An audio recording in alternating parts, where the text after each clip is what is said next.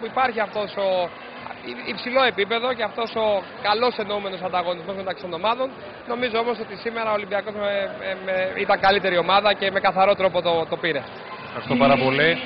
Ο λόγος σε εσάς, πώς τον είδατε το τελικό, κύριε Κοφίκη? Νομίζω ότι ήταν δύο πολύ όμορφες μέρες. Το γυναικείο μπάσκετ έδειξε ότι βρίσκεται σε πολύ ψηλό, το ελληνικό γυναικείο μπάσκετ βρίσκεται σε ψηλό επίπεδο. Ο Ολυμπιακός δίκαια πήρε το κύπελο και συγχαρητήρια και εύχομαι και σε καλύτερες και μεγαλύτερες διοργανώσεις. Να είστε καλά. Η Γλυφάδα, έτσι την έχουμε συνηθίσει, τη βλέπουμε τα τελευταία χρόνια να φιλοξενεί μεγάλες διοργανώσεις, θα ακολουθήσουν κι άλλες. Έχουμε ένα πλάνο πενταετίας, βρισκόμαστε στα 2,5 χρόνια. Σίγουρα θα υπάρχουν και άλλες πολύ μεγάλες διοργανώσεις.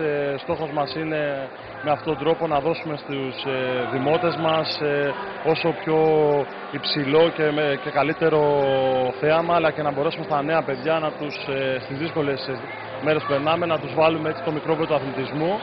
Και πιστεύω ότι θα δούμε και ευρωπαϊκούς αγώνες σε κάποια σπορ. Ευχαριστούμε πάρα πολύ. Να είστε καλά. Ο λόγος αργεί σε εσάς που είστε τώρα.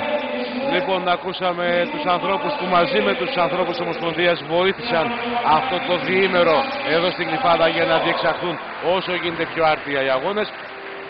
Γενικά νομίζω ήταν καλά τώρα τα πράγματα. Ήταν πολύ καλά και να μην ξεχνάμε ότι ο Δήμος παραχώρησε και το κλειστό για να γίνει η διεξαγωγή του Final Four στο βόλεϊ.